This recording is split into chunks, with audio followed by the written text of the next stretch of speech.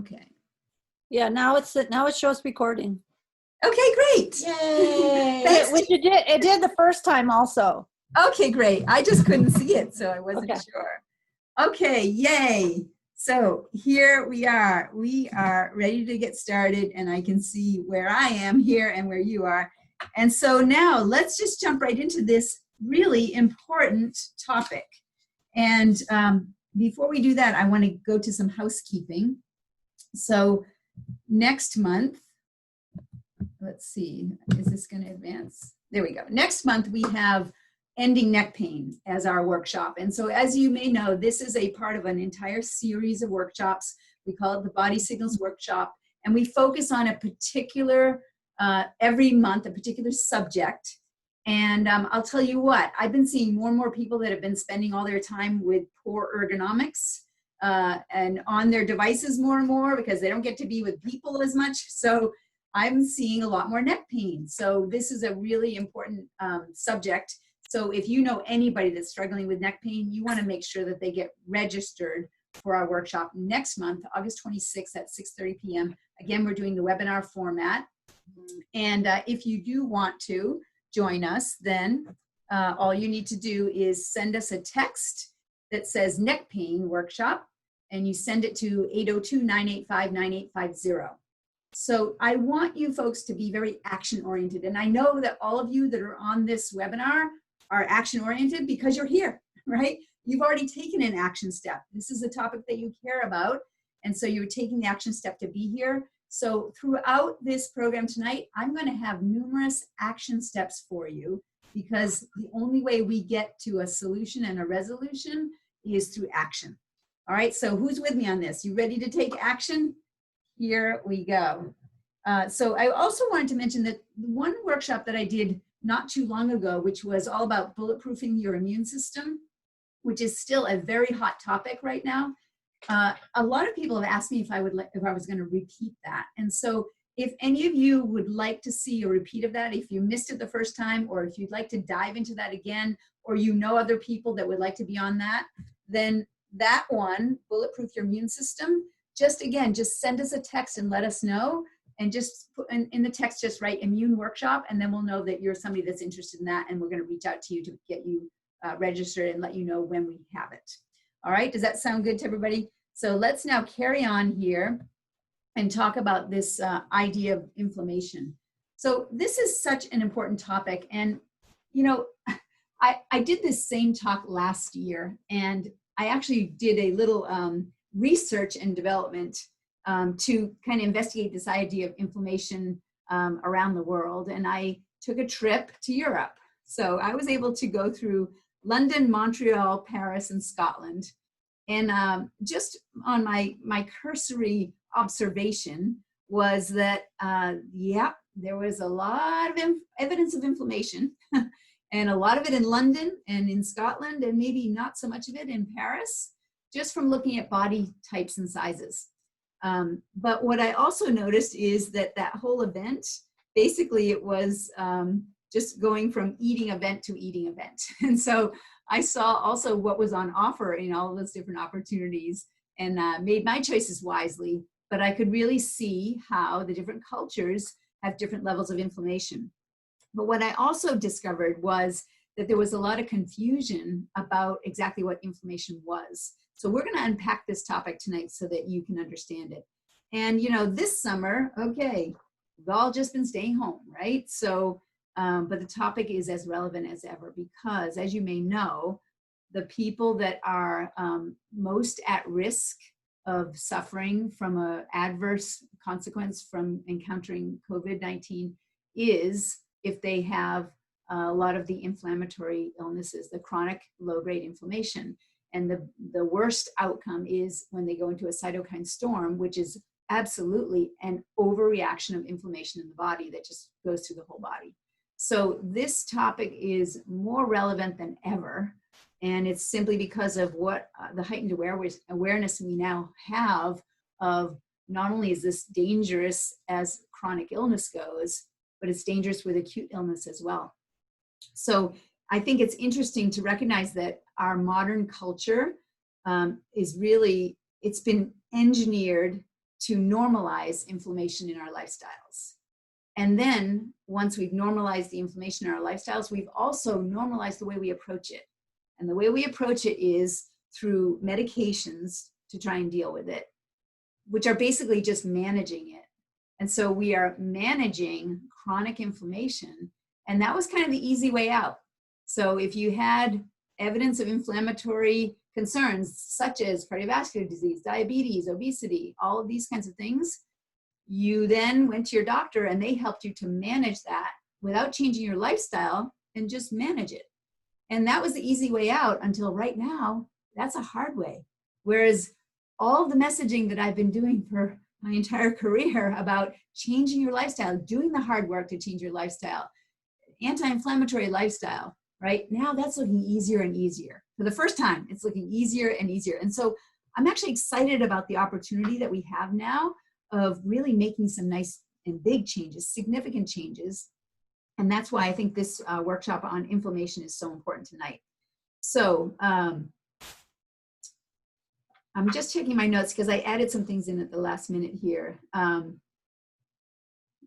So again, remember that although the folks that are at the highest risk because they have so much inflammation, although they may be trying right now to avoid exposure to the virus so that the virus is not deadly to them, I really want folks to get that just simply having chronic inflammation is deadly in and of itself. And I actually want to dedicate this webinar to my cousin, Barry, who, we don't see each other very often, but he was actually born the day after I was, the very day after. Like, can you imagine two sisters in the hospital at the same time giving birth, right? And so we were born one day apart. And again, I don't see him very often, but I've been hearing from my mom over the years about how he has been struggling with things like asthma and COPD and other chronic inflammation concerns, diabetes, heart trouble, obesity. And last night I was on the phone for a few hours with my mom because he has gone downhill. And the hospital has been trying to do everything that they can to help him, and they can't help anymore. Now it's at the point where they can't help anymore. And he has been sent home to be with his family for the few more months that he has. So when I listened carefully to just taking that inventory of the sequence of events of what led to this, it was so clear that this is chronic inflammation that is playing out. And although people may think that they can manage it, after a while, you just can't anymore. And so it becomes deadly. And I just want to make this very real to all of you. And I just recognize that the health challenges, even in my own family, my extended family, that it's everywhere around us. And this idea of chronic inflammation, it's plaguing so much of our population. So the assumptions that people make about inflammation can actually be confusing and can lead them in the wrong direction. So I want to unpack this topic a bit more so that you can understand exactly what's going on and what do we need to do about this. So first off, when people think of inflammation, oftentimes they think, oh, if I sprain my ankle, I get an inflammation locally there. I have a sprained ankle and it's inflammatory right there. And that we would call that acute inflammation. But here, another example would be if you got a bee sting, and a local little bee sting, you're going to see swelling and redness and heat. That would be inflammation locally. And again, it should happen in just an acute level. And so then our body is designed so that we move through that, and it's part of the healing process to have that inflammatory response. So when we have an injury, an acute injury, we want to have inflammation in order to help us to heal it. And when we do have that acute inflammation, we can feel it. It's swollen, hot, red, painful, right? We know when we've sprained our ankle. We know when we get a bee sting. Now, some people, if they get a bee sting, instead of it just being local, spreads to their whole body and they go into anaphylactic shock because they have an allergic response. So that is an inappropriate response to that insult to their body, that lesion, that invasion. And so that's an example of having an inappropriate inflammatory response. And so chronic low-grade inflammation, which is really what we're talking about tonight, is not when you just have an ankle that's swollen or a little bee sting bite that's swollen. It's when your whole body is swollen. When your whole body is swollen. And so those are the two types of inflammation that are out there, acute and chronic low-grade. And chronic low-grade inflammation is silent. You don't have the redness and the pain and the short-term healing response. That's not what's happening. It's silent. So people don't recognize it and they don't know what to do about it. But I want you to know that 60% of US adults have one or more chronic inflammatory illnesses, 60%. And 8 out of 10 deaths in the United States of all causes are associated with either inflammation or stress. And you're going to learn tonight how closely related the two of those things are. The top 7 drivers of inflammation are the following. And if you're a note taker, you want to start writing this one down. Diets of inflammatory foods and GMO foods is the first one. Number 2 is chronic stress, meaning psychological, mental stress. Number 3 is gut issues. So leaky gut, dysbiosis, or stealth infections like Lyme or Epstein-Barr or that sort of thing. Environmental toxins, such as medications or air pollution, poisons in the environment, vaccinations that have toxic ingredients. So those are examples of environmental toxins. Poor sleep habits is another category. Blood sugar imbalance, which drives cortisol and insulin out of balance, which then leads to more inflammation. And then the other category is chronic infections, such as when people have a tooth abscess or they have a root canal that goes bad, that kind of thing.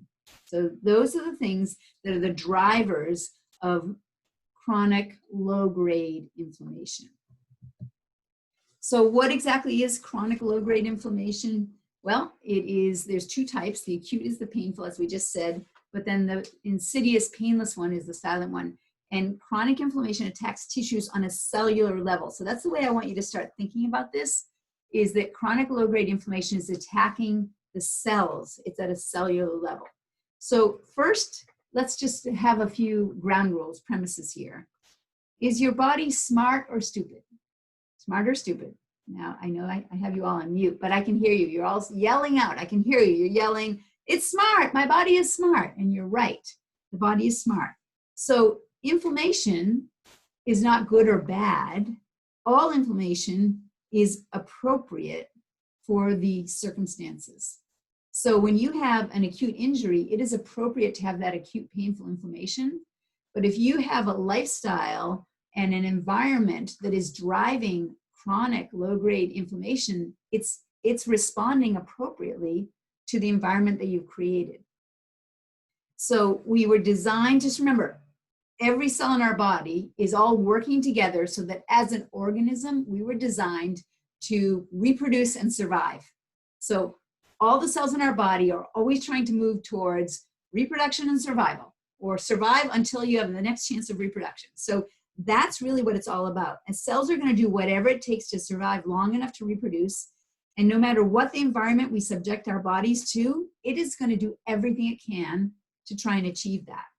So with acute inflammation, when you sprain an ankle, the chemicals are secreted, you get a pain response. All that is to help you to heal up. It's your response to injury.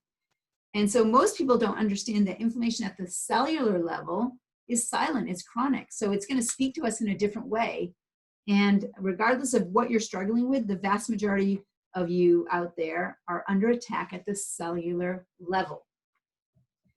And so what does it look like on the outside? What are the body signals that we're going to get that start to clue us in that we may have chronic low-grade inflammation? It's going to be things like heart disease, high cholesterol, blood pressure, high blood pressure, strokes, mood disorders, depression, anxiety. Those are some of the things.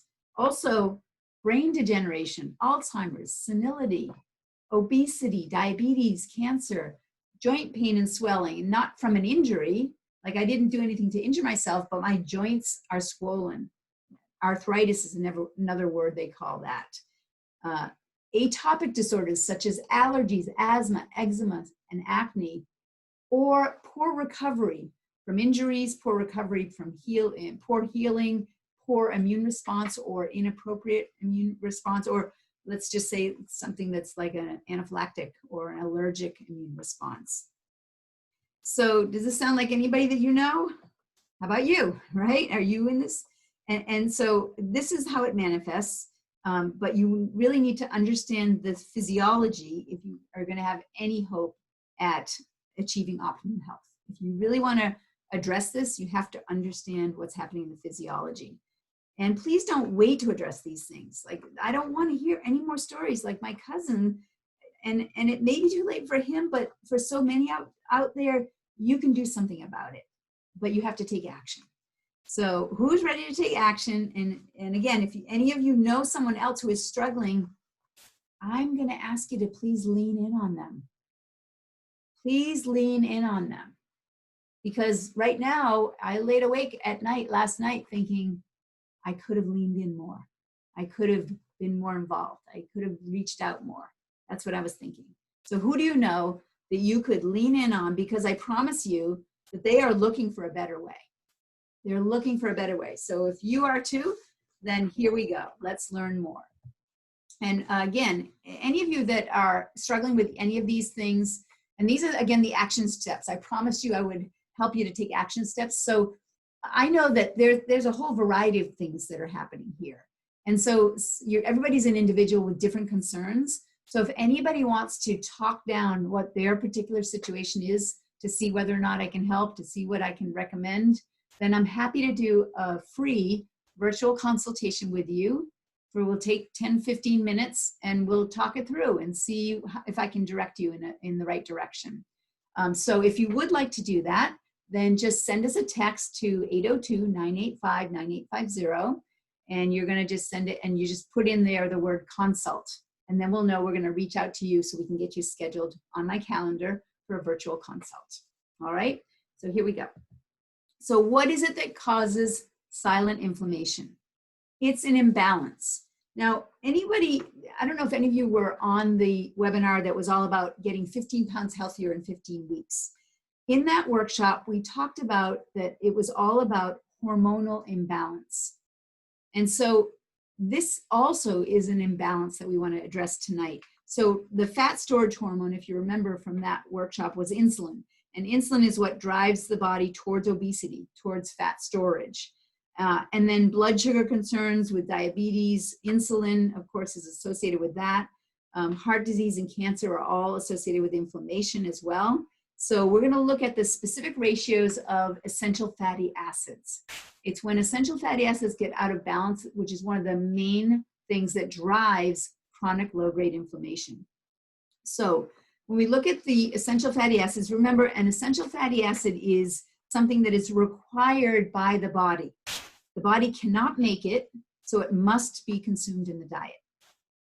When we look at the different types of omega fatty acids, omega-6 fatty acids and omega-3 fatty acids, remember that omega-6 fatty acids are good fats. They're good fats as long as they come from a healthy source. They're going to be a good fat. And omega-3 fatty acids are great fats, right? So they're both good, but the omega-3s are great as far as addressing inflammation. The key thing is balance. You have to have the right balance of omega-6 and omega-3. They're both essential fatty acids, meaning we need both of them in our diet. We need to have both of them. Omega-9 is not an essential fatty acid, but omega-6 and omega-3 are essential. And so they're both important, they're both good, but we need to have balance. And what's happened is we've gotten out of balance. So the ideal balance for omega-6 to omega-3 is 1-to-1 to up to as much as 4-to-1, but not more than that. If we look at our ancestors back 40,000 years ago, up to 20,000 years ago, that's when our genes were set, when our cells were designed to to live in that environment and to thrive in that environment. During that time, our omega-6 to omega-3 balance was probably about 1-to-1, maybe 2-to-1. So these days, we can still do very well with 4-to-1, but we don't want to go any higher than that. Our modern diet style right now is typically 10-to-1 to as much as 30-to-1. And so we've gotten out of balance, and that's what's driving the chronic low-grade inflammation. So the reason for that is there's been a major increase in the unhealthy omega-6 intake. So it's not just that we have more omega-6s that's the problem. There's still balance issues there, but the unhealthy versions of omega-6s is another big part of the problem that we want to look at. And the other part of the problem is there's been a major decrease in the omega-3 intake. So why is this important? It's important because all of our cells are made from fats, from these fatty acids. And so again, we want to just recognize that in the last 200 years, and especially the last 50 years, that's when we've gotten really out of balance. And when we get out of balance, it shifts our body into a pro-inflammatory state. So I want to just show you here, here's a cell membrane. So the omega-3 and the omega-6 fatty acids are what create our cell membranes. You are your cells. If we talk about my favorite definition of health, my favorite definition of health is optimum cell function, right? That's it. Three-word definition, optimum cell function. And my favorite word for sickness is lack of optimal cell function. So it all comes back to our cells. So you are cells. You are a collection of cells. And when those cells collect together, they form tissues. And those tissues collect together, they form organs. And the organs collect together, and they form you. So cells are made of fat. And so this phospholipid bilayer has proteins in it, and the proteins act as gates and doors. So most people, when they think of a cell, they're thinking something more like this, like a round ball that has some stuff inside, and that's what your cell is. And your eyeball cells look like little eyeballs, and your liver cells look like little livers. Like how many of out there, that's what you've been thinking your cells are like, right? So we're going to just correct you on that really what the cell is like is more like this. So have you seen these toys? These were Tupperware toys from long ago, right? And so this is an example more of what a cell is like, where the cell membrane actually has these gateways or doors in it.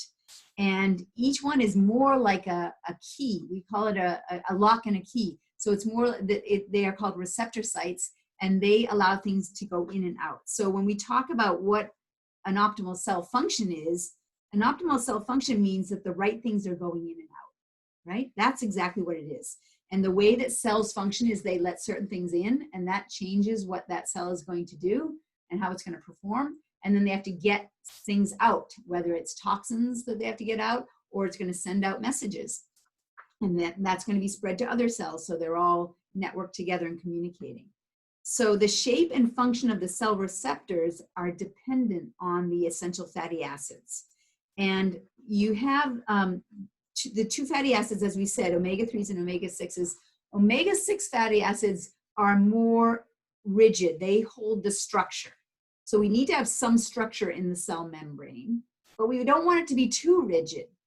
And so when you get too many of the unhealthy omega-6 fatty acids in there, it makes the entire cell more rigid. The omega-3 part of it is what makes it more liquid. So at room temperature, the omega-6 fatty acids are solid, and at room temperature, the omega-3 fatty acids are liquid. And so that's why they have those two different qualities of how they function to make that cell membrane, some rigidity and some liquidity or flexibility. Now, the more liquidity that you have, the more those receptors that have a particular key that's going to fit into them, they can morph, and so that they can actually help to have the in and out happen more easily, have the right things coming in, the right things going out. So the more fluidity that you have, then the more receptive those cell membrane is going to be, and the easier it's going to be for that cell to adapt and let things in and out as needed. So the first purpose of the omega-3 and the omega-6 fatty acids is to promote cell membrane fluidity. Okay, so let's go back and look at this. And we can see again, here we have this phospholipid layer. And so we have the fatty acids, and then we have these windows, these gateways that are made of proteins. And the proteins are what allow things to come in and to go out. And you can see cholesterol is one of the things that makes up this cell membrane. So cholesterol is important. Like if you don't have enough cholesterol, you don't have enough of the material you need to make your cell membranes. That's how important it is. Okay, so we have these protein doors and windows, and they act as locks and keys. The omega-6s provide the structure. The omega-3s promote cell membrane fluidity. Now, when we look at the second purpose of omega-3 fatty acids, it's all about inflammation, helping your body to address inflammation properly. So when we look at the ratio, that's an important aspect of it. And I'm going to show you just kind of on the whiteboard. I'm going to get into a little bit of, we're going to get geeky right now. We're going to get geeky into the science here right now, because I want to make sure that you really get how this all works. So I'm going to just refer to my notes here so I can show you how this all plays out. Now I want to just see if you can see the whiteboard. I'm going to stop my screen share. And now I'm going to shift over to the whiteboard. Okay, so I might have written a little too small here, so let me just see if I can bring it closer. Oops. There we are. I'm going to, oops. I don't have a roadie, so I'm going to do this myself here so we get it right.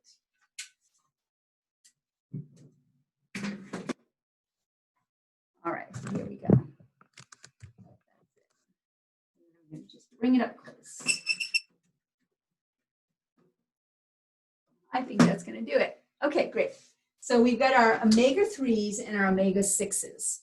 The omega-3s, when they are in the body, when we consume them, actually, I got this backwards here. Sorry about that.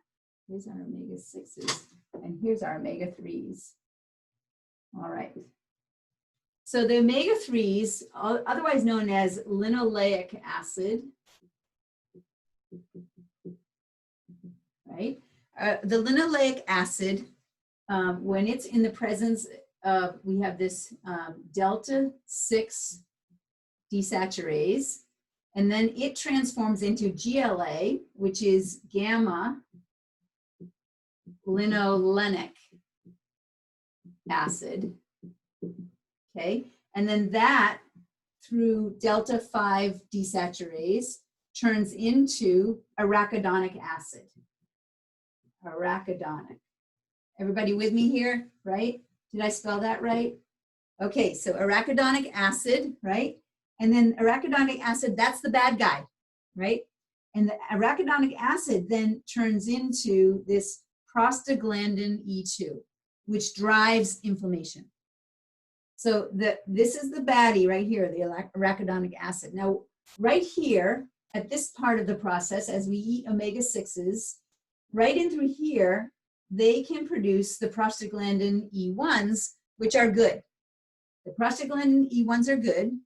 They are anti-inflammatory, whereas the prostaglandin E2s, they're important for one purpose, which is in an emergency when we need to deal with an acute inflammation. They're important for that. But otherwise, it's bad because it drives chronic inflammation. So things like degenerative joint disease, autoimmunities, cardiovascular disease, the IgG that transforms into the IgE. So going from addressing pathogens to allergic responses to things. So an allergy is an inappropriate response, an inflammatory response. So this is what the direction that the omega-6s go in. The omega-3s then on the other side here, we have ALA, which is alpha-linoleic acid, actually it's alpha-linolenic acid, right there. And that is what then converts into EPA, which is eicosapentaenoic acid, icosapentaenoic. We're going to have a quiz in a little bit, so make sure you're paying attention here. Icosapentaenoic. There we go, acid. And then that then converts into DHA, which is the dicosohexanoic acid. Dicosohexanoic acid. Okay. All right, so remember that EPA, I want you to remember the EPA because that also is a natural anti-inflammatory. And what EPA does is it's going to come over and right at this place right here, it's going to interrupt this pathway. So we want the omega-6s to be able to produce the PGE1s, but it would be nice if we could just block this pathway here. And has anybody ever heard of COX-2 inhibitors? That's a medication that is often given. And what the COX-2 inhibitors do is they interrupt the cycle right there. So that's what the COX-2 inhibitors do, so that it prevents this level of inflammation. However, you can actually do it naturally. You don't need to use the medication. You can do it naturally by coming right in here, by having the right amounts of EPA to interfere with this, okay, to block that. Now, the DHA is also important, and it's especially important for the brain. So the DHA is what we use to create brain synapses. Are brain synapses good? Yes, very good. Brain synapses, they're also good for making dopamine and serotonin, right? That's important. Dopamine and serotonin, those are good things. So that's what DHA does as well. And then DHA then goes on to form prostaglandin E3, which also is anti-inflammatory. And this is what will slow down and mediate the PGE3, also will slow down and mediate the PGE2. So we are coming at it from both directions. All right, so again, the key thing here that I want you to get from all of this is that the ratio of the arachidonic acid and the EPA and somewhat the DHA, this ratio here, this ratio is key. The arachidonic, can you see it? No, it's too low now. Okay, here. So it's the arachidonic acid, that's too high. The arachidonic acid in relationship, right, to the EPA. And we actually have ways that we can test that. So some people, when they have chronic inflammation, they'll wait until it gets bad enough and then their cholesterol looks bad and then they go on statin drugs. Whereas if we were measuring further upstream from that, before all that chronic inflammation happened, we could actually get an idea of which direction you're heading and we could head it off at the pass. So if we have an idea of what this ratio is, then that's going to actually allow us to help you get healthier by natural means. All right, so I wanted to get into the nitty-gritty because now as we go back to my screen share, let's see how I do that. I'm going to go back to here, share screen. All right, great. Can you see that, my screen now? I'm going to trust that. Okay, it looks like it's working. So, yeah, you can see it, Heather. Okay, great. Thank you so much. All right, and so now, let me get my cursor over here. Here we go. So I'm going to back this board. All right. All right, so when we look at this, remember now, the importance is the omega-6, omega-3 balance, that it's a balanced ratio. And I'm going to go into what the optimum ratios are. Again, I'm going to review it, which is from 1 to 1 would be ideal. 2 to 1, omega-6 to omega-3 would be still excellent. 3 to 1, 4 to 1, still really good. When you start to get above that, that's when you're going to start to drive chronic inflammation. And so the EPA and the AA, they're going to be competing with each other. And so the more the EPA is there, then you win. Just think of it that way, all right? And it's the prostaglandins that are the key here. So the prostaglandin 2s are the baddies, and the prostaglandin 1 and 3s are the goodies. So the prostaglandin 1 is the one that's going to come from the healthy omega-6s. The prostaglandin 3 is going to come from the healthy process from the omega-3s. And blood testing is a great way to be measuring this. So I'm going to tell you more about a test that we have right here in the office that you can use. All right, so let's see if I can get back to my screen here. There we go. All right, so when we look at this idea of unwanted fat and obesity, that is also part of the whole chronic inflammation situation. So let me get this back up. There we go. All right, so let me get to my page here, all my notes. And we're right here, ready to go.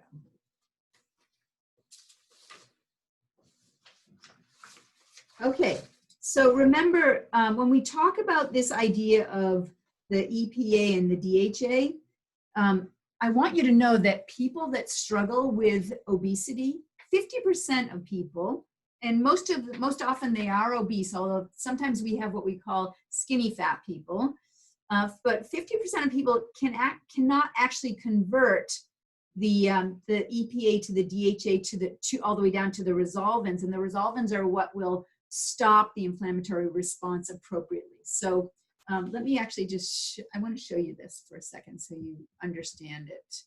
Let's go here. And again, if I go to my board, put this back up so I can use the bottom of it here. All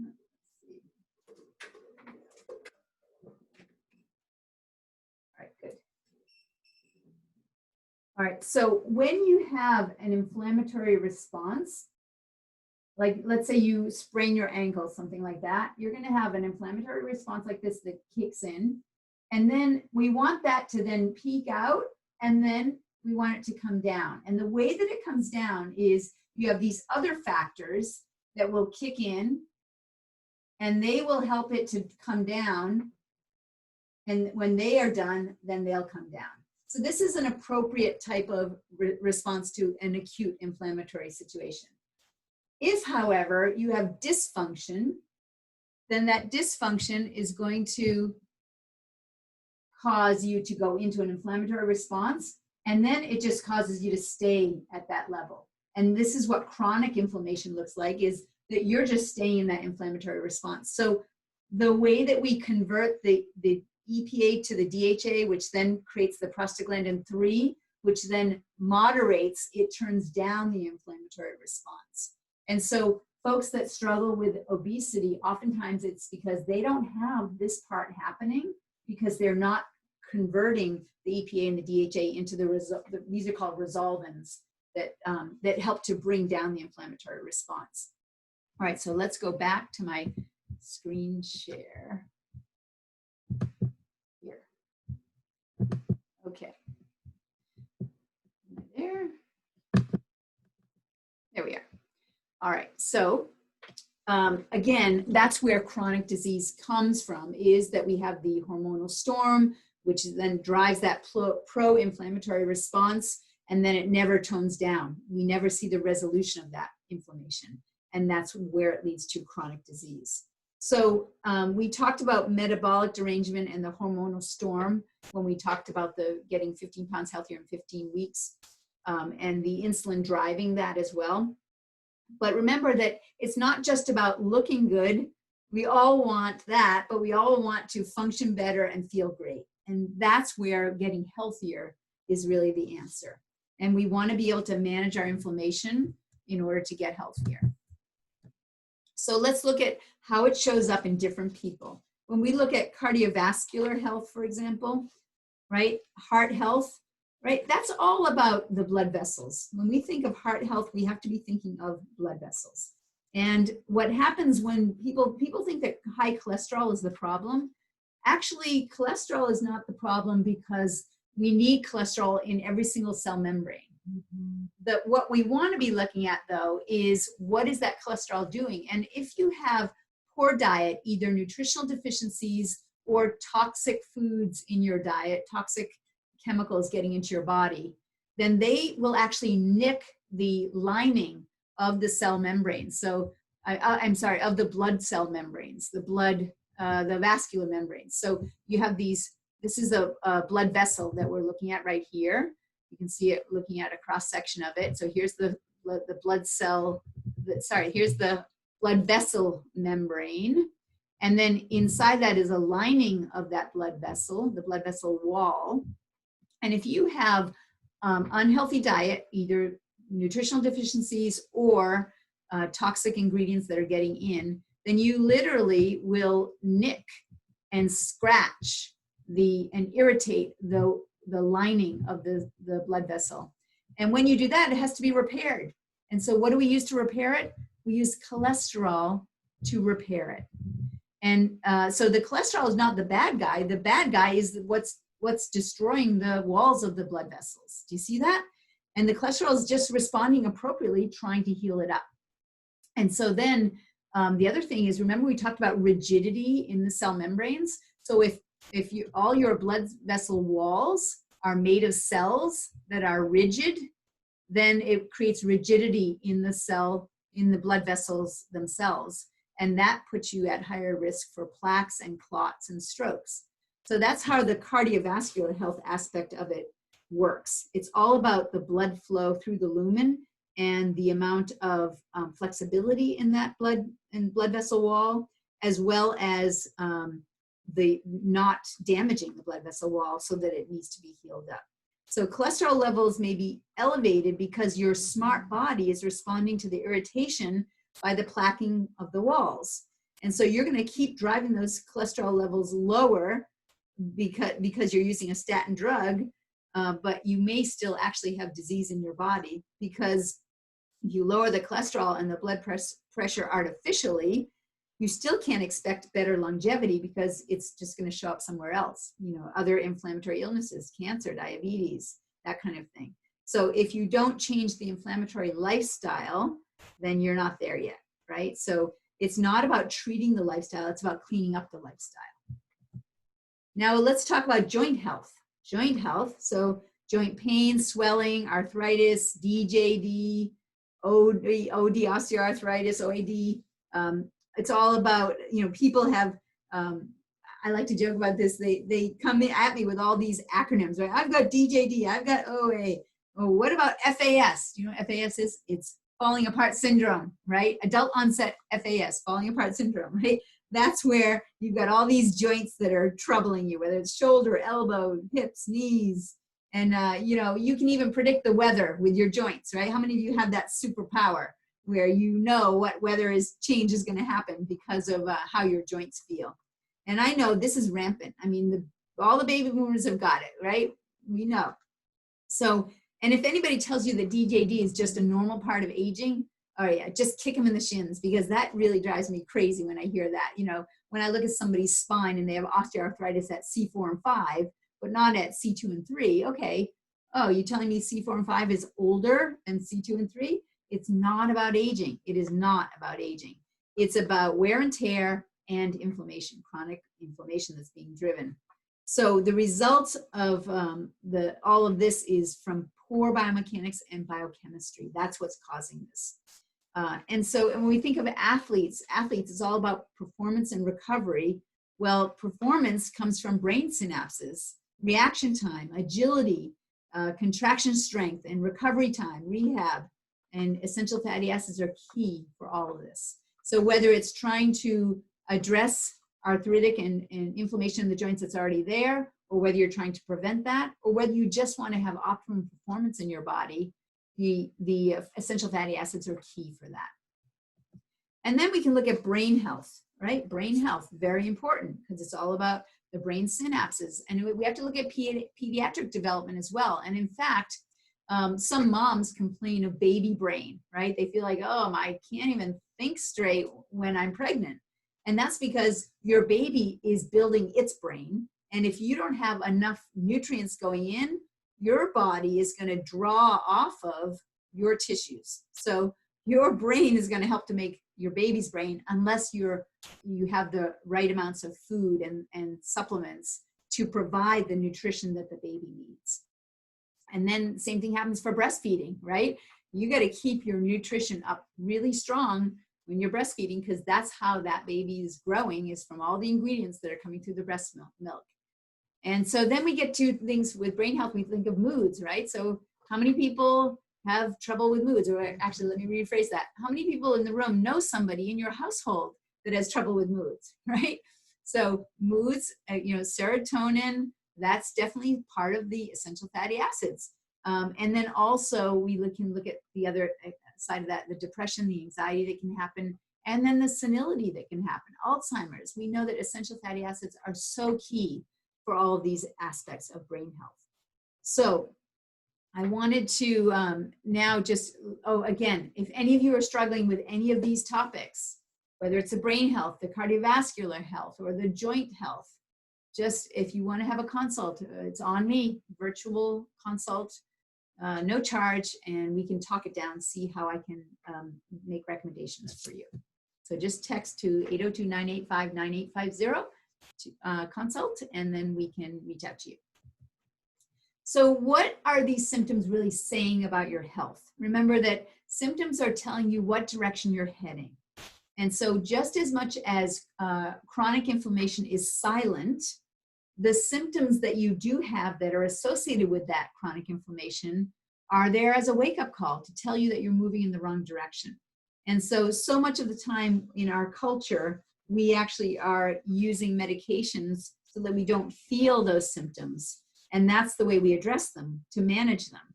When in the meantime, our body is trying to talk to us, to give us a signal.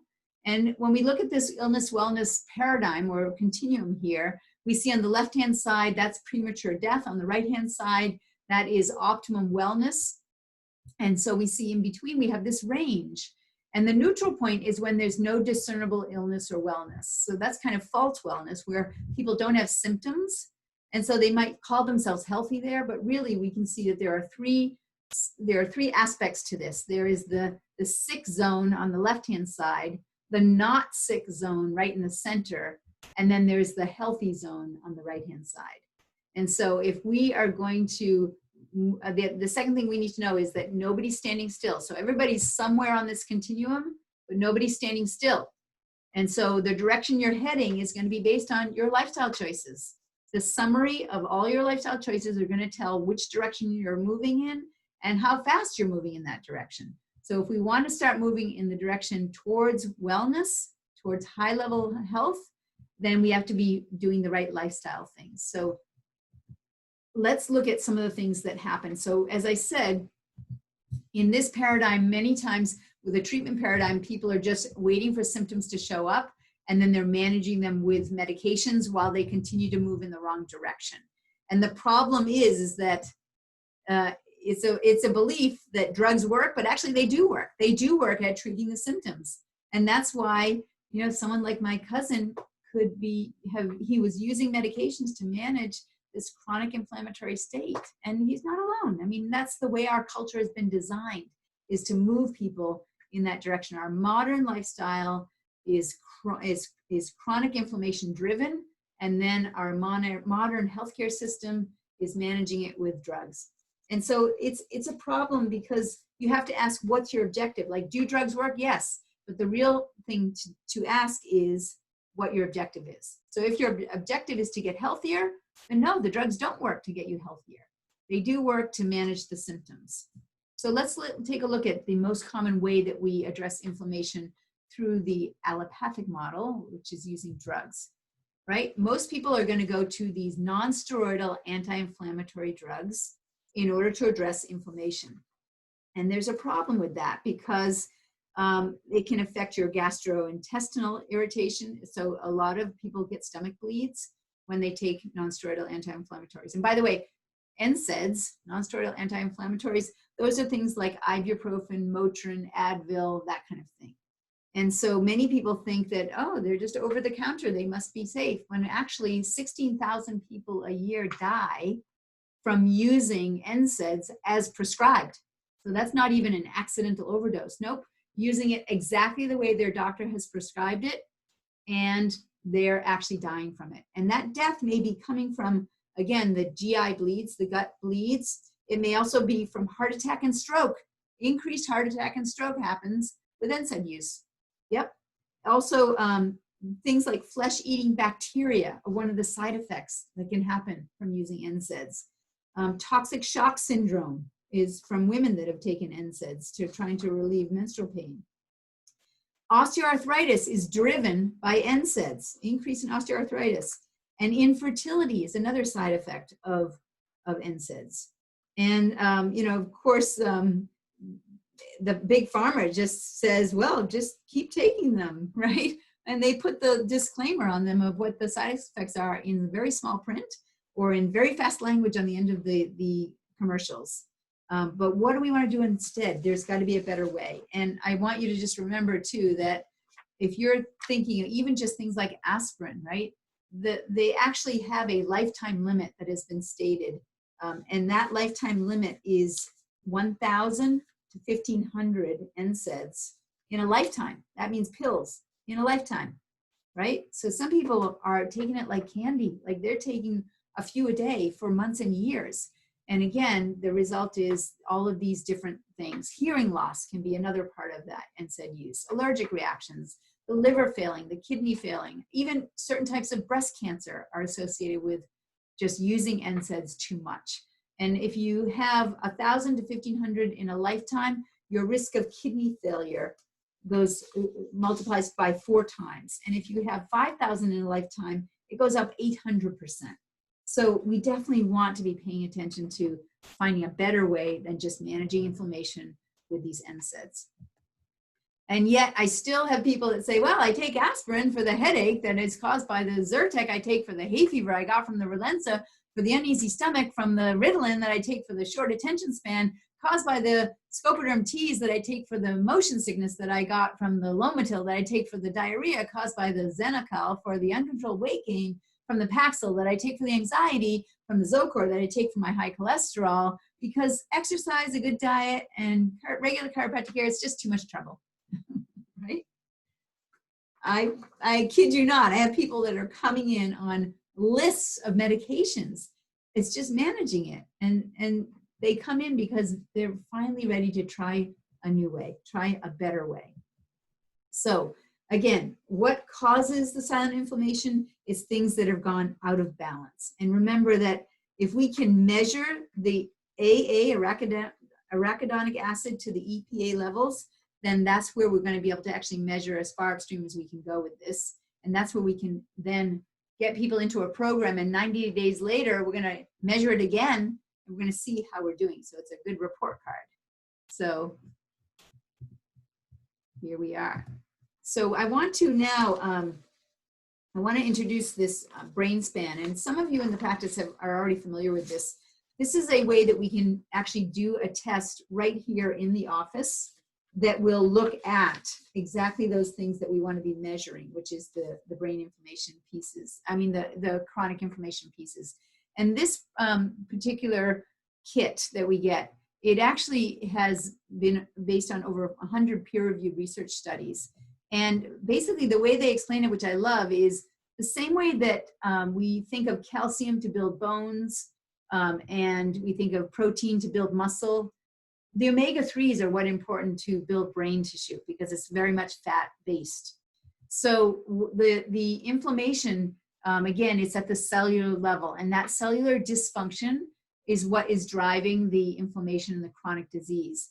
And so we know that these things are associated with the ADHD, poor memory, cognitive decline, nerve pain, carpal tunnel, radiculopathies, weight management, gastrointestinal issues, and then soft tissue injuries and musculoskeletal disorders. And what this test does is it looks at 2 things that it's testing.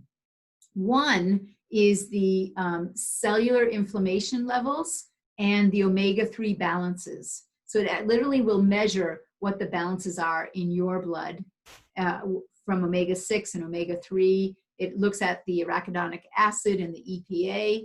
And so it can then give you very specific advice. Like right now in our webinar, I'm giving you the general advice, but everybody actually needs to know what specifically for them do they need to be doing? How much are they out of balance? And what do they need to do to correct it?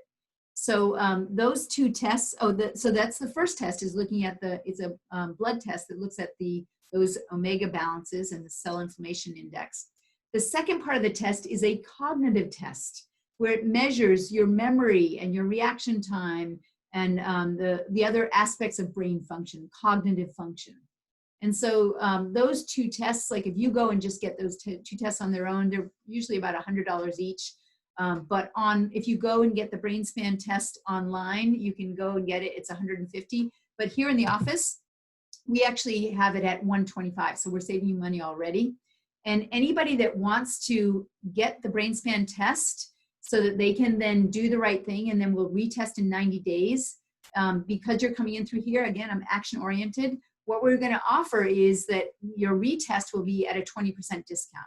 So your second test will be at $99. So if you're interested in that, you want to take advantage of that, then you want to just send us a text to 802-985-9850 and just put in BrainSpan, the words BrainSpan. All right. So what about how are you going to get these essential fatty acids in the right amounts? And again, we want to look at what oils are going into your body. So it's because of our diet that we have this problem. And Americans consume too much omega-6. So the bad ones, meaning the omega-6s that we have too much of, you need some of them, but we just don't want as much as we do. And yet in the American diet, we have way too much omega-6 compared to omega-3. So the good ideal diet is going to be equal amounts of omega-3s and omega-6s. And so the bad diet is the one that has too much omega-6. That's when it's inflammatory, pushing chronic inflammation.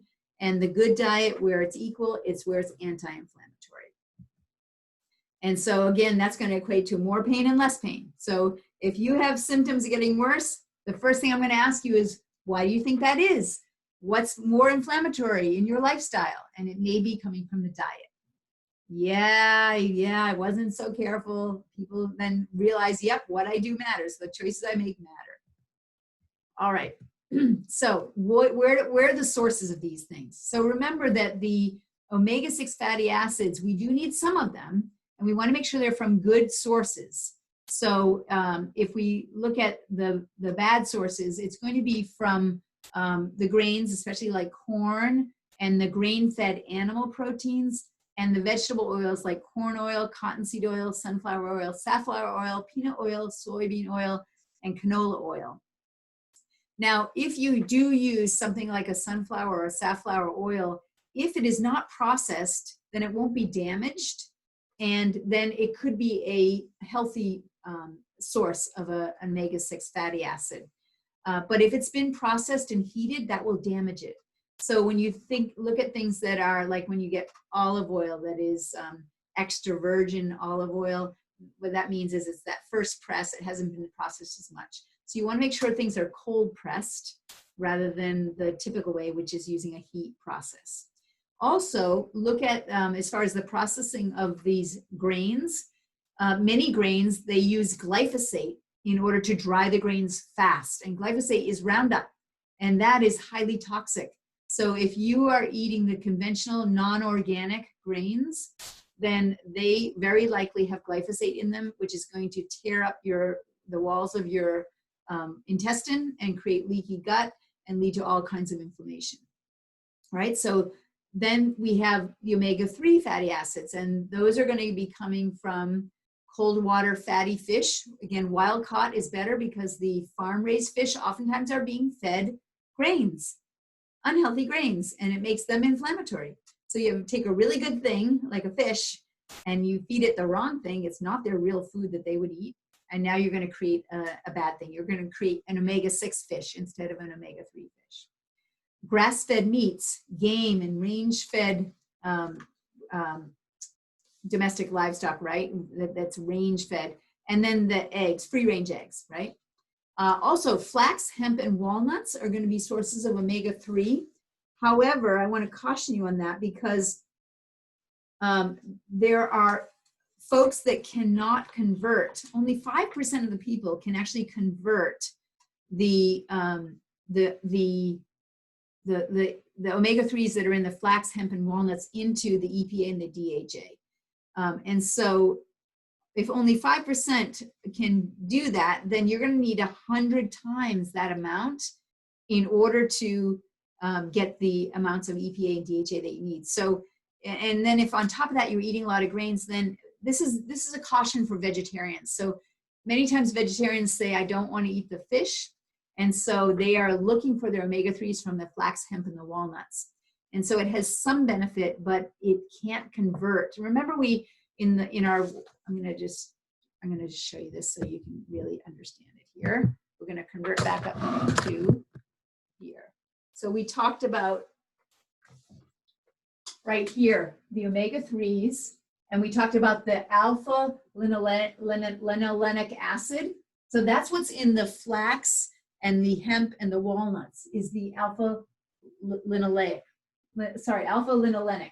And in order to convert it, only 5% can be converted into the EPA and the DHA.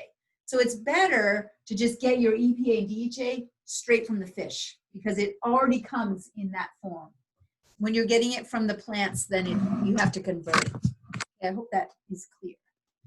And so let me go back now to my screen share.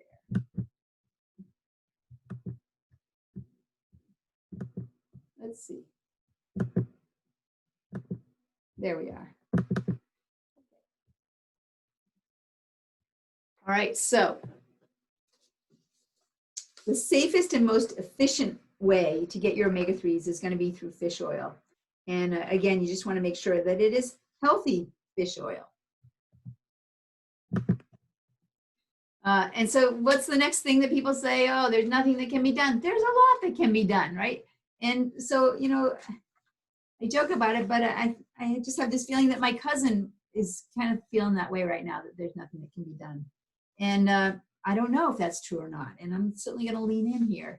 But I don't want that bad news to come to anybody. I don't want anybody to get to the point where really there is nothing that can be done. So start now, take action now, because there's a lot that can be done. And it's all about, what do you do to fix this? It's all about diet style. So I want to tell you about when you see Bonfire Health here, there's a program that actually is going to teach you in a very easy way how to adopt a non-inflammatory lifestyle. And I'm going to give you the link to it. But basically what you're going to be learning is that you have to reduce the fast white carbs, reduce the breads, the grains, the cereals, and the sugars. You want to reduce the bad omega-6 vegetable oil intake. So when I talk about the bad omega-6s, remember it's the ones that are heated and processed. And then they'll use, it turns it rancid, and then they use different solvents in it so you don't smell the rancidity of it. So canola oil is an example of that. It's rancid right when it goes into the bottle. And so again, just reducing the bad omega-6 vegetable oils and the white carbs, fast white carbs. This is the straightforward way. Now also you want to add in the grass-fed meats and the wild fish and the game and the range-fed eggs. You want to increase the colorful fruits and vegetables. So those polyphenols that are in all those great colors in the vegetables and fruits, you want to go for the full rainbow, and because it has huge antioxidant value, and that is what helps get rid of the free radicals, which again, that's related to the oxidative stress. And so again, the more of these colorful fruits and vegetables that we have, the more anti-inflammatory effect it'll have. Now supplementation, yes, I'm going to go into supplementation, but first I just want to make sure that I have the lifestyle conversation. So I'm always struggling to teach patients the best lifestyle choices outside the clinic so they get their best results inside the clinic, right? So we're going to cover more ground when I'm adjusting you if, when in between visits, you're not throwing fuel on the fire and creating more and more inflammation. So my job is to reduce the interference in the nervous system, but if you continue to live a toxic deficient lifestyle, we're never going to get the results that you want. Right? So the Bonfire program is the one that's going to teach you the best practices of your whole lifestyle. So it's not just about changing the diet. It's also about looking at all the lifestyle issues. Some of you may be familiar with this chart, which is the anti-inflammatory diet guidelines. And so again, I'm going to just keep referring back to that. If any of you don't have this and you would like a copy, guess what? You can simply, send us a text, right? And just write in AI diet, and we will send that right out to you. And it's fantastic just to have a one page, it's double-sided one page, and it shows you what all the fruits and vegetables and foods are that are anti-inflammatory, and it shows you the ones that are inflammatory. So it shows you the good guys and the bad guys. And so all you want to do is look at that sheet, and you want to exchange the bad guys for the good guy versions of those very same things. All right, so just let us know if you need a copy of that. All right, so what else can I do to fix this? Again, let's look right down at supplementation. And again, we're gonna go right to first fish oil supplementation as one of the pieces here. And all fish oils are not alike, so you wanna make sure you're picking the right fish oil. So the first thing is the visual test, right?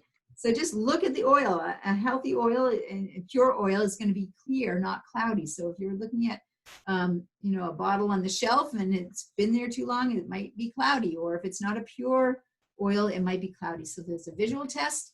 Then the bite test. You're going to bite right into the capsule and you're going to smell it and taste it. And yes, it can have a fish flavor, but it shouldn't taste rancid. And so, you know that smell and taste of rancid milk, right? It should not taste like and smell like that. And you will know very quickly if it is rancid. And if you're getting the liquid version of the fish oil, you just open the bottle and smell it. All right. And then, so it's the smell and the taste. And then we want to look at how is it stabilized? What kinds of, is it stabilized at all? So antioxidants, these are the best ways to stabilize it with vitamin E, with rosemary, with lemon oil, with astaxanthin is another good stabilizer. So look for those as part of it so that you're going to have that protected. You're going to have fish oil that has been protected. And check the expiration date. Make sure you look at that, right? It might be on sale, but it might have expired. All right, so make sure that it is fresh so it has all the potency that you want. Now, what about the difference between liquids and soft gels? Well, if you need to be taking a lot of fish oil, the liquid is a little bit easier. If you have trouble swallowing capsules, then the liquid's definitely going to be easier for you. The liquid may oxidize faster, so the capsules will preserve it for longer. And if you're sensitive to the taste of fish, then the capsules are going to be a better way to go. And then, of course, for children, infants and toddlers, the liquid's going to be the easier way to go as well. All right. So these are some of the brands that I like. Bonfire is actually, they made their own brand of fish oil, and it's great. It is an excellent source, and it has a good balance of the EPA and the DHA in it as well.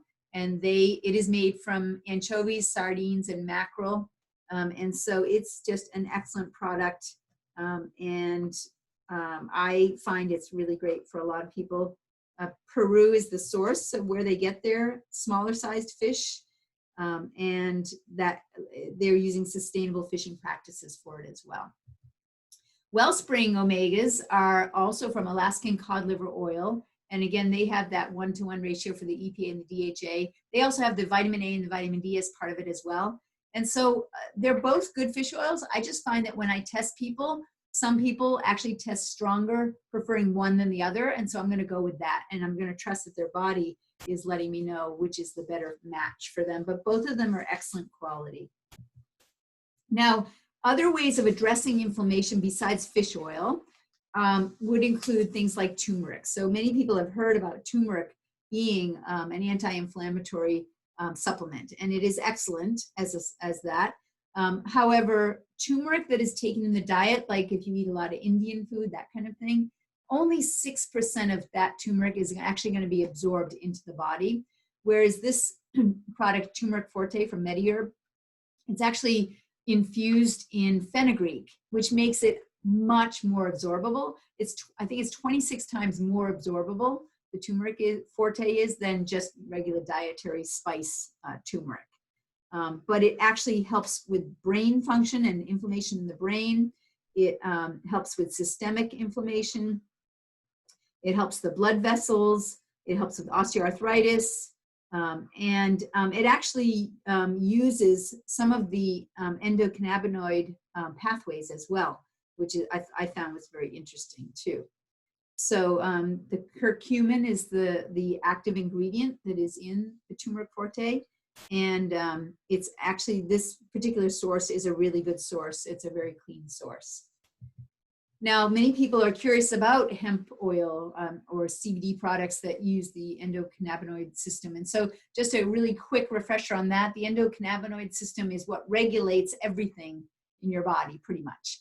And so it optimizes and balances the immune system, the endocrine system, the nervous system. It also inactivates the pro-inflammatory cells. And the best products are the ones that will have the full spectrum seed and stock, because there's something called the entourage effect, where it actually can target a lot of different pathways in the body rather than singling out just one. The hemp oil from Standard Process is also non-GMO, and it's a complex, so it's actually mixed with the calamari oil. So it has the polyunsaturated fatty acids that are actually part of the endocannabinoid system, the precursors. And it also has broccoli in it, which activates the NRF2, which is one of the ways that we turn down the inflammatory response. So I love this hemp oil complex. And then again, as with the fish oils, I have different versions that I've tested in my office. And Verum is another version of CBD that a lot of people test really strong for. So if you're curious about the Verum CBD, again, it shows that it's very helpful with brain function and with inflammation, joints, and that kind of thing, aches and pains. If you're curious about this, I actually have some free samples that I'd be happy to share with you. If you're interested in the free samples, just text Verum to us, and on your next visit, we'll have some put aside for you so you can try it out. And if you are not coming into the practice, then if you text us that, we'll reach out to you, and we can get your address so we can send it to you. For those of you that want to try it out, if you want to get a month's supply, there actually is a special where you can get it online. If you go to this link here, which is verum.biz/Wellspring Market, then there's an offer where you can just get your first bottle, first month supply, for just $19.95. So it's a great savings if you want to try it out. The other things the reasons why I like Verum as a product in and of itself is it actually has the highest recorded bioavailability of CBD. So sometimes you'll buy CBD and it shows you the amount of CBD that's in the capsule, but how much you're absorbing is what's really important. So this shows that it's up to 20 times more bioavailable, and that means you need less. And the reason why it's more bioavailable is it's the only one that's 100% water soluble. So that's why you're going to be able to have optimal absorption with it. It's very stable. It's got a 2-year shelf life. It doesn't require refrigeration. And that's because of the way that it's processed. And it also is processed in a way that it doesn't degrade in the stomach. So you actually get it all the way through the stomach into the intestines where it can be absorbed. And that's why it's more potent, where it has the highest bioavailability, because it can get through the stomach. They do actually have some good empirical scientific evidence that's associated with this exact product. And so the effective cost is actually much lower than others because you just don't need as much. So again, if you're curious about that, you can go to verum.biz/Wellspring Market. Now, there's another product line that I like to use here in the office. And if you noticed, when we talk about this idea of chronic inflammation, it seems to affect different people in different ways. For some people, it affects their brain and their nervous system. Other people, it's showing up in their skin with eczema and acne and that kind of thing.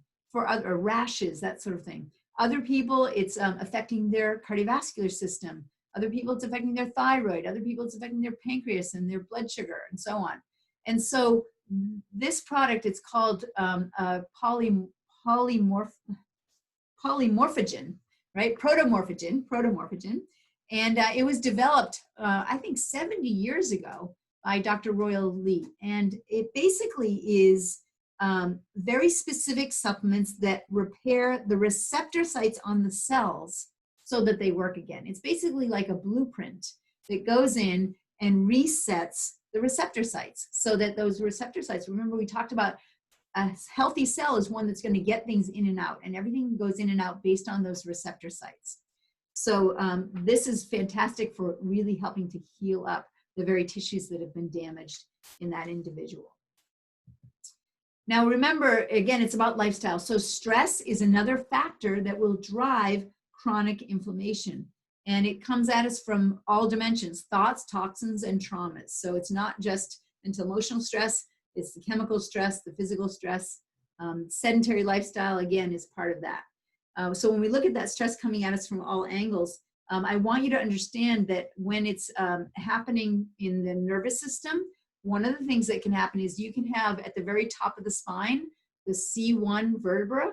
The nerves that come out of there is the vagus nerve. And the vagus nerve is really important for anti-inflammatory reflexes in the body. And it's what can then mediate between the part of the nervous system that pushes you into stress and the part of the nervous system that keeps you in a rest and healing mode. And a lot of that is all about the information that's coming in, the information that's going out to the brain, back and forth to the brain, in and out of the brain. And so if there is disturbance from misaligned vertebrae at the very top of the spine, that can affect inflammation in the body. It can block the anti-inflammatory response. So when people come into my office, we actually do tests that will measure exactly what's happening in their nervous system. And so there's it's kind of like a fuse box, where you can see all the different nerves that come out, or just like wires that come out of a fuse box that are going to different rooms in the house. And these wires are going to different organ systems in the house, in the body rather. And so right at the very top of the spine is where C1 is. And C1, that nerve comes out, and you can see it's in charge of controlling all of the major organs. And so if there's a block up here, it can actually drive inflammation in the rest of the body and the organs. So we use computerized tests to measure exactly what's happening in the nervous system. So if any of you are curious about whether or not you have misaligned vertebrae that may be part of driving the chronic inflammation, then again, let's set up a virtual consultation so we can talk about that aspect, and then I can give you some recommendations. Again, there's no charge for those virtual consultations. So again, remember, it's not just about treating the inflammation with a supplement, with fish oil. That's not what this is about. It is about lifestyle, how you eat, how you move, and how you think. So remember that as far as eating goes, like all those great substances that are in those vegetables and the healthy meats, right? All of that is important. How you're moving, right? Burst exertion exercise, high intensity interval training is what's going to drop inflammation in the body. And then how you think, right? Stress, that's part of it too. So we have to look at it from all angles if we're really going to get a handle on it. So who's ready for a reset? Let's all press the reset button. And to do that, we have to make changes in our lifestyle. And I am here as a resource for you to guide you on that. So again, Bonfire Health is the program that you can go to. It's completely free, bonfirehealth.com. And it actually is a way to look at that full lifestyle aspect of how you can address inflammation by doing it, living your life in a better way. So basically the idea behind Bonfire is that if your bonfire is your health, everybody wants a bigger bonfire. But in order to have any bonfire at all, you need fuel, air, and spark. If you're missing any one of them, you don't have a fire. And fuel is how you eat, air is how you move, spark is how you think. If you're missing any one of those, you're not going to have the level of health that you want. So if you go to bonfirehealth.com, you're going to see that program. It has all the best practices for how to eat, best practices for how to move, and best practices for how to think. And they actually have a 90-day challenge that you can sign up for, so that in 13 weeks, you're going to learn the 39 healthiest habits of the healthiest people in the world. And they will send you an email each week from each category, so 3 emails a week. And in that 90 days, that's how you're going to learn all those different habits. And the program is great. Like, you're going to get the email, it's going to explain to you what to do, and then you're going to click on the links. And if you're curious about the research, you can go read the research behind it. If you're curious about, I'm not sure how to do that exercise, you click on the link, it's going to take you to a video that teaches you how to do it. If it's a food you've never heard of, you click on the link, it takes you to the recipe and shows you how to work with it. So I highly recommend that you go to bonfirehealth.com so that you can start to make those changes. And the more that you do those things, the more ground we cover in the office as well.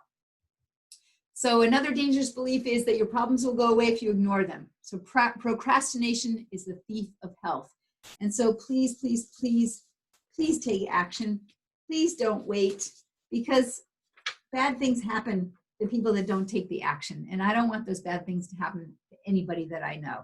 So once again, here are your action steps.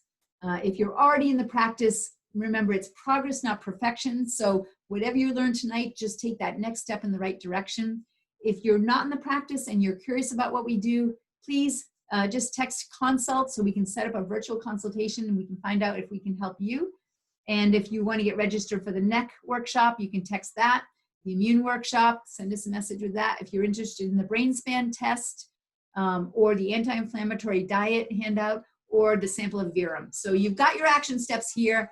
Please take advantage of them. We want to help as many people as we can. And please share this with your friends and family as well. We'd love to help them too. So many people ask me, oh, what about that virtual consult? Does that apply to my friends and family? Of course it does. So just reach out to us and let us know how we can help. That's our talk for tonight. Thank you so much for your time and attention. And I look forward to seeing you next month with our neck workshop. And I'm going to stop the video.